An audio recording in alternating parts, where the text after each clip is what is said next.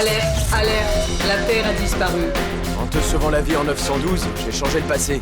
J'ai probablement provoqué la disparition de la Terre. Qui signifie que nous sommes probablement les deux uniques terriens de la galaxie. Vous serez amené à rencontrer une grande variété de créatures intelligentes. Certaines amicales, d'autres franchement hostiles comme les Vlagos qui veulent conquérir la galaxie.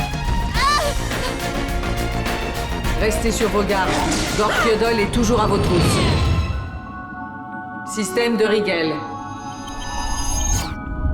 Vivement qu'on soit rentré à Point Central, je suis épuisé. Tu n'as qu'à dormir un peu. Je vais prendre les commandes. Je n'ai pas besoin de dormir, j'ai juste besoin de me détendre.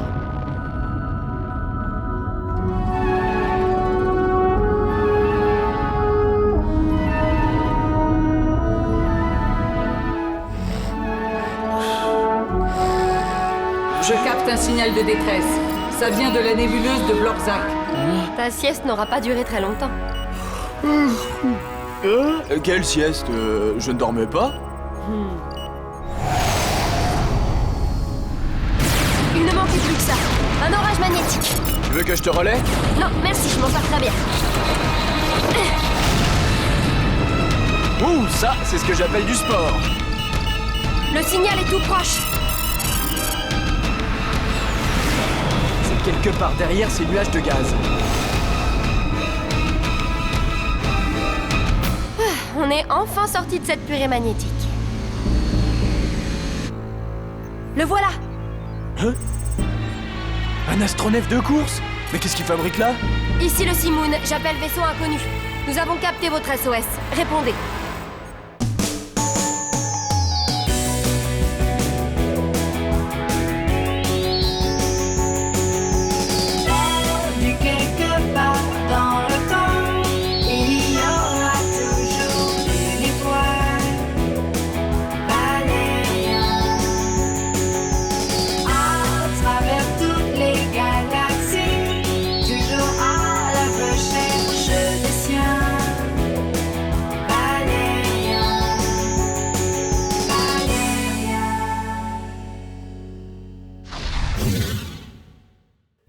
Vaisseau inconnu, nous avons capté votre SOS.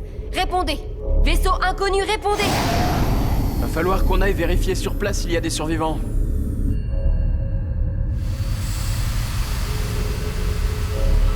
Après vous, gentes dames. Merci.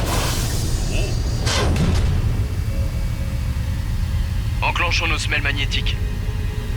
Bonne idée.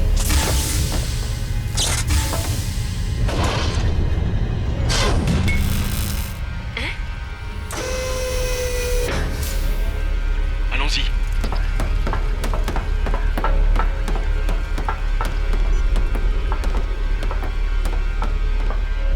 On dirait qu'il n'y a personne. Ouais, je trouve ça bizarre. On peut retirer nos casques, c'est respirable. Tu entends? D'où ça vient? Pas d'imprudence, Laureline.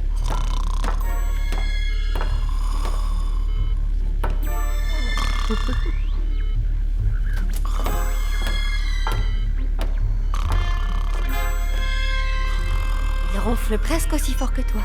Je ne ronfle jamais. Oh, j'espère que je ne ronflais pas trop fort. Lui, au moins, il le reconnaît.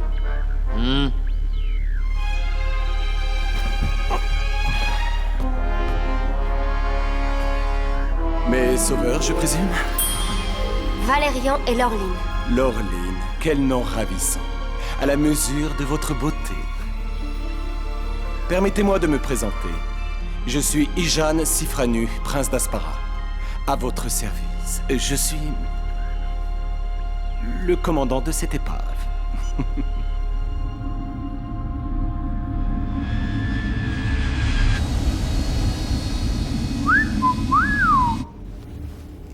C'est un bel astronef que vous avez là. Il a dû vous coûter une petite fortune. C'est un cadeau. Ah oui? Est-ce que vous avez déjà pensé à faire des compétitions? Je devais participer à une course, mais vous avez vu mon vaisseau. Oh, allons, ce n'est pas si grave, il y aura d'autres courses. Oui, mais pas comme la Coupe d'Aspara. Je n'en ai jamais entendu parler. C'est la course la plus célèbre de la galaxie, mais elle n'a lieu que très rarement. Elle est organisée par la planète Aspara dans le système de Rigel où nous nous trouvons actuellement. Pour désigner un nouveau souverain, on organise une grande course et c'est le vainqueur qui monte sur le trône. N'importe qui peut participer, à condition de payer la prime d'inscription. On peut devenir roi même si on n'est pas asparien? Oui, mais ça n'est jamais arrivé jusqu'à maintenant. Et j'ai tout gâché. Pourquoi vous dites ça? J'étais le meilleur espoir d'Aspara, mais j'ai endommagé mon vaisseau. Les Vlagos vont s'emparer de la planète et ce sera de ma faute. Les Vlagos? Attendez, qu'est-ce qu'ils viennent faire là? Gork Yodol a affrété un vaisseau de compétition. Il veut gagner cette course à n'importe quel prix et s'emparer du trône. Décidément, il est partout celui-là. Ah, nous devons l'en empêcher. Tout à fait d'accord. Je suis sûr que vous pourriez gagner. Votre vaisseau est très rapide et vous êtes un pilote exceptionnel. Oh, c'est gentil, mais comment dire, personnellement, je n'ai aucune envie de devenir roi d'Aspara. Il vous suffira d'abdiquer en ma faveur. Ici Rumor Blablaragos en direct live et en Galaxy Vision. Je me trouve à l'astroport d'Aspara où le départ de la 77e coupe du même nom sera bientôt donné.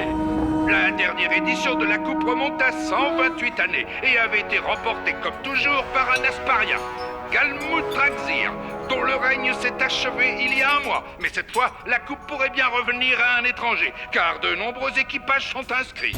Vous avez intérêt à gagner. Nous vous avons avancé l'argent de l'inscription, mais il faudra nous rembourser. En plus, nous avons misé une fortune sur vous. Pas quoi. Et n'espérez pas obtenir un pourcentage. L'un des concurrents les plus sérieux n'est autre que Gork Yodol, le célèbre dignitaire Vlagos.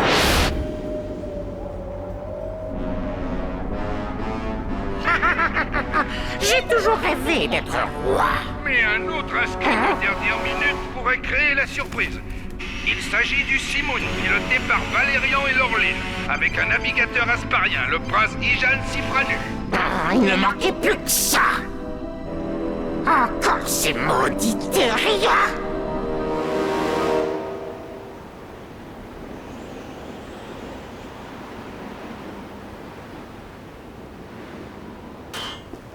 J'en ai pour des heures à réparer cette fichue carlingue. Valérian, on va chercher à manger, tu veux venir? Pas le temps. Faut que j'arrange ça avant demain.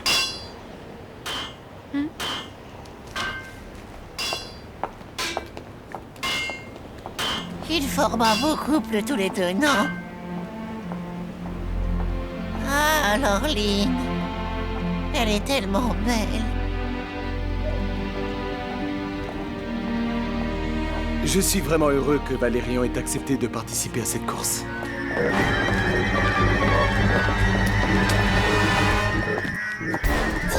Tiens, le Quatuor Mortis. Ce sont de vieilles connaissances. Ils travaillent pour Gork Yodol. Bonsoir, messieurs. On peut faire quelque chose pour vous? Un beignet, peut-être?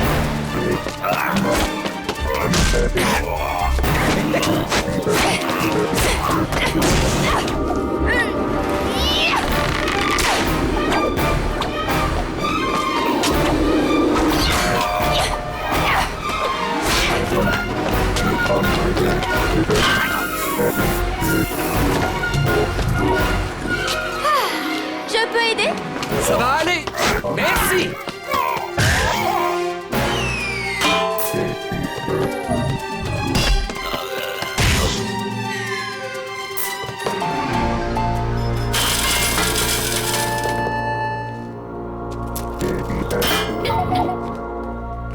Décidément, ces androïdes sont de plus en plus fragiles.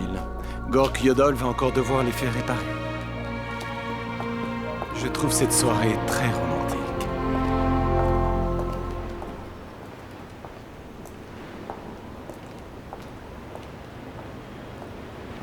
Bonsoir, Jeanne.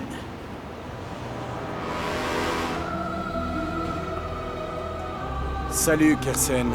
Toujours plus à l'aise avec les filles qu'aux commandes d'un vaisseau, à ce que je vois.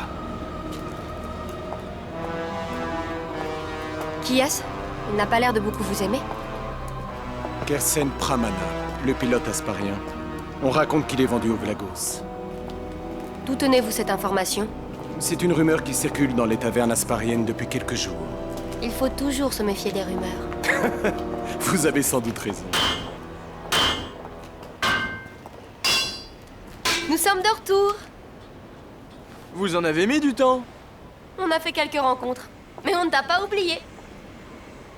Tiens, un délicieux beignet asparien.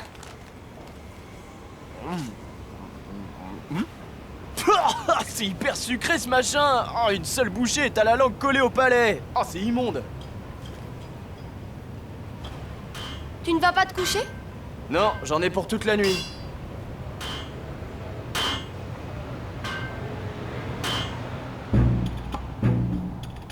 Bonjour à tous, chers holotélédimatrices et dimateurs. Nous ne sommes plus qu'à quelques infimes secondes du départ. La première épreuve consiste en un simple aller-retour jusqu'à la planète Alzaïr. Je vous rappelle les règles, elles sont très simples. Pas de saut dans le subespace, pas d'assistance extérieure, mais un maximum de fair-play. Au terme de cette première régate, seuls les 6 premiers seront sélectionnés pour l'ultime épreuve. Et maintenant, place à la course. Tous les candidats sont prêts et nous retenons tous notre souffle. Mon sort est entre vos mains, ma chère Laureline. C'est Jolbar la Portadis, notre distingué Premier ministre, qui va donner le départ. Je déclare la première épreuve de la Coupe d'Aspara ouverte. Que le meilleur gagne.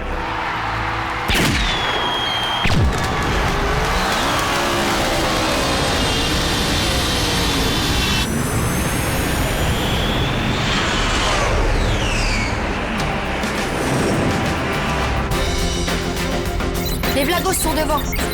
Ouais, j'ai vu ça. On va les rattraper. Et maintenant, un message de notre partenaire, les célèbres galeries arcturiennes. Rhonda, arrête ce truc s'il te plaît. Alzaïr se trouve juste derrière notre soleil bleu. C'est de lui que viendra le danger.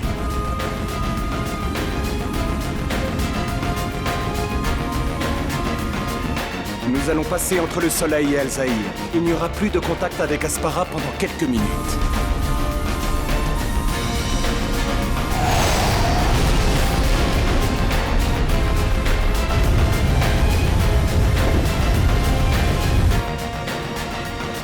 Nous arrivons à la hauteur d'Alzaïr. Pas très accueillante, cette planète. Notre soleil bleu est tellement puissant que rien ne pourrait vivre à la surface d'Alzaïr.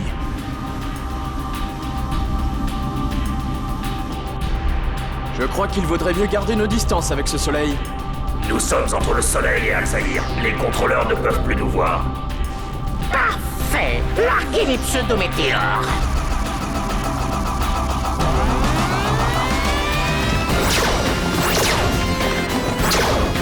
Alerte, nous entrons dans un champ d'astéroïdes. C'est bizarre, il n'y a jamais eu d'astéroïde autour d'Alzaïr. Ça vient du vaisseau Vlagos.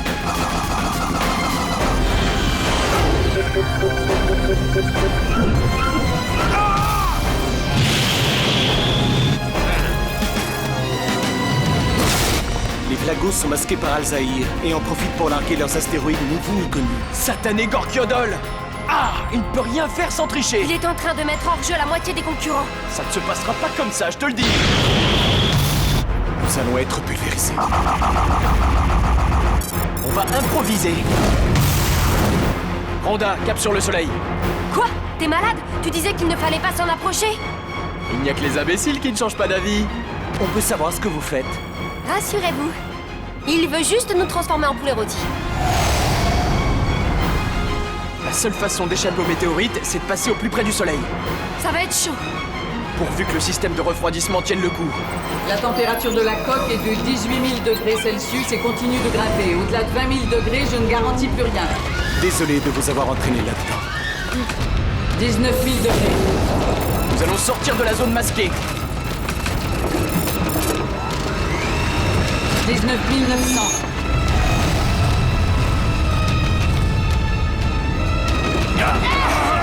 20 000 degrés. On y est presque. 21 000.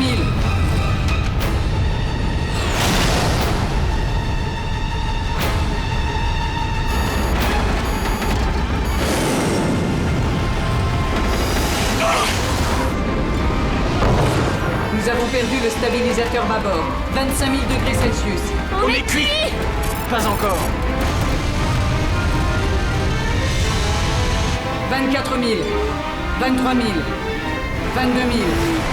21 000. 20 000. Ça y est, on est bon.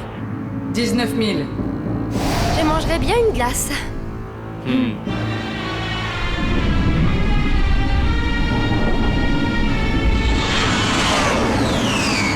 Sixième, vous vous êtes qualifié de justesse. Gorkyodol est arrivé premier. Et votre vaisseau ressemble à un kaikous trop cuit. Je vais le réparer.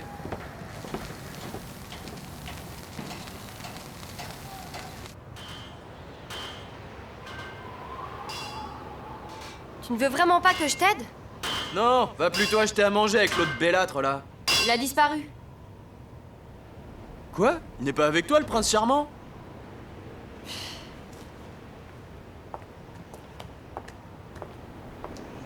Laureline aurait-elle un rendez-vous secret en ville?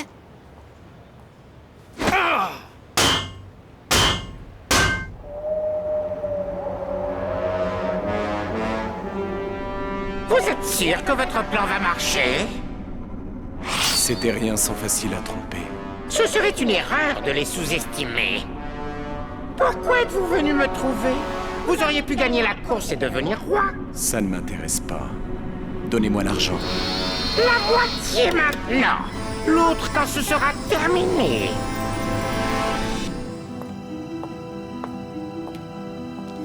J'ai gagné aux cartes. Permettez-moi de vous offrir un dîner de roi. Vous l'avez bien mérité. Un dîner de roi? Mais vous n'êtes encore que prince. Je déclare la deuxième épreuve de la Coupe d'Aspara ouverte. Que le meilleur gagne.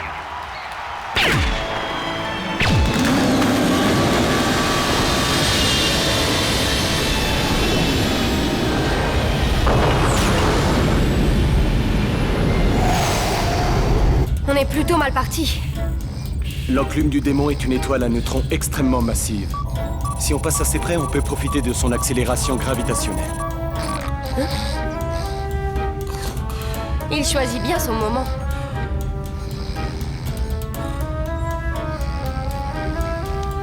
J'ai l'impression que nous allons être obligés de passer très très près de l'enclume du démon. C'est sinistre. Si on prélevait dans cette ancienne étoile un cube de la taille d'un glaçon, il pèserait 100 milliards de tonnes.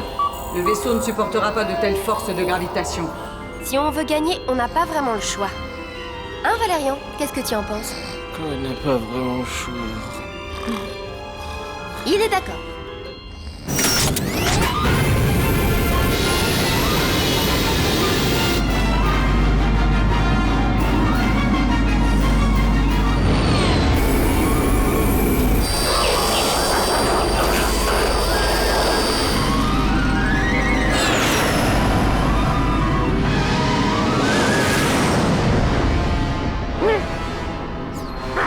Maudit terrien!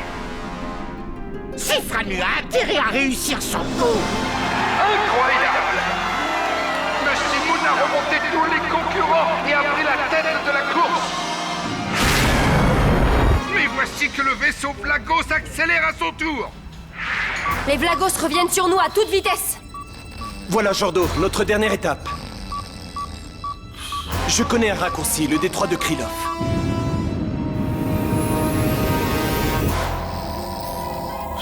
C'est bizarre, on dirait que les Vlagos font exprès de rester derrière. C'est quoi ce détroit de Krylov? Un immense champ de glace. Les plus gros blocs font plusieurs kilomètres de côté. Leurs déplacements sont imprévisibles. Mais si on s'en sort indemne, on est sûr de gagner la course. Vaisseau détecté. Collision imminente. Gorkyodol! Il va nous percuter! Ah! Je n'arrive pas à le semer! J'ai dû m'assoupir. Qu'est-ce qui se passe? Où sommes-nous? Gorkyodol nous a tendu un piège! Mais comment pouvait-il savoir que nous allions passer par le détroit de Krylov? Quelqu'un l'a forcément prévenu! Ça ne peut être que lui, c'est ce traître! Mais pourquoi? Pourquoi aider les Vlagos à gagner? Pour l'argent? C'est ce que croient les Vlagos. Mais en réalité...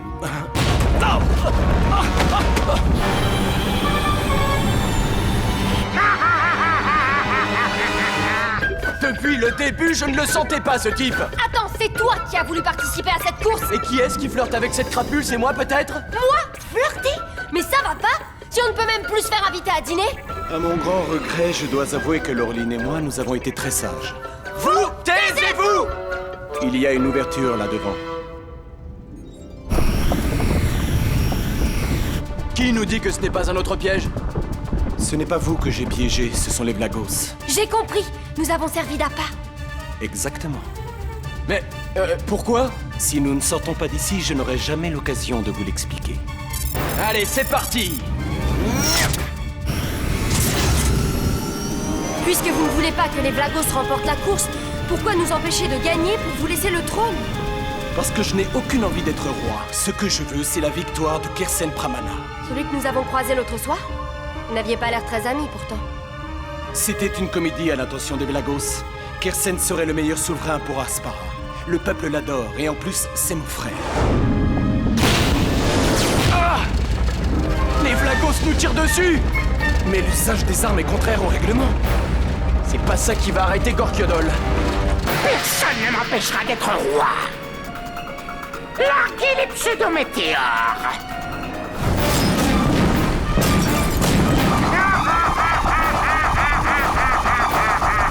Prenez à droite. Comme ça, on leur fera perdre un peu plus de temps. Votre Excellence, nous sommes en train de perdre la course. Quoi? Cap sur Aspara? Ils ne nous suivent pas. Est-ce que j'aurais surestimé leur intérêt pour vous? Vous avez surtout sous-estimé l'intérêt de Gorkyodol pour le trône d'Aspara.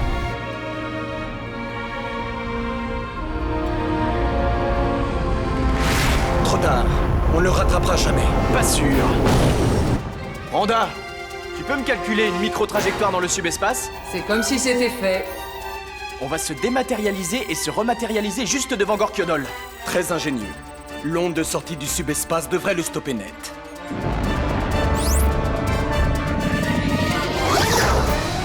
vaisseau Vlagos est de nouveau en tête devant Kersen Pramana. Quel train de course palpitant!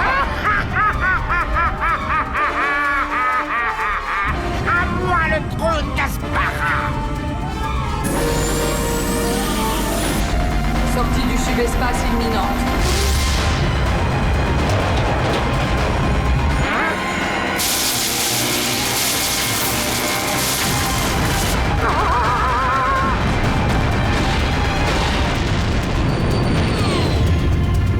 Nous avons stoppé Gorkyodol. Kersen Pramana peut tranquillement s'envoler vers la victoire.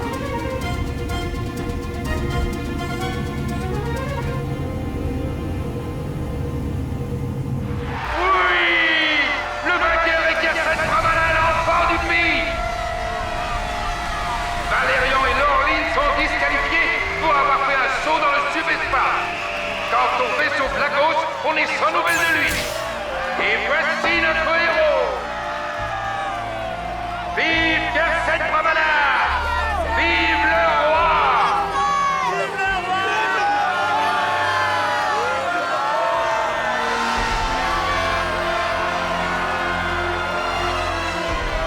Désolé les Chingouz, on n'a pas gagné. En fait, nous n'avions pas parié sur vous. C'est encore pire, nous avions misé sur les Vlagos. Bien fait pour vous.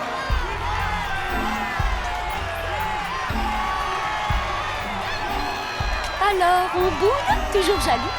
Moi, jaloux? Qu'est-ce qu'il faut pas entendre? Tu veux que je te dise? Sifranu a beaucoup de charme, mais il est un peu trop manipulateur à mon goût.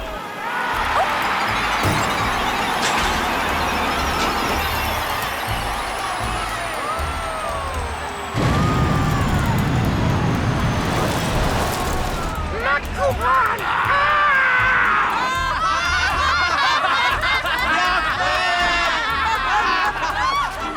Et quand vous êtes allé dîner hier soir, vous avez parlé de quoi? Tu vois bien que tu es jaloux? Pas du tout. Je suis juste un peu curieux. Ce n'est pas de la curiosité, c'est de la jalousie. Hi, absolument pas. Tu interprètes tout de travers. Ah, t'es vraiment agaçante. Et toi, tu es jaloux. Arrête de dire ça, tu m'énerves. Tu es jaloux. Non, je suis pas jaloux. Jaloux. Non, c'est de la curiosité. Tu es jaloux. Oh, Laureline,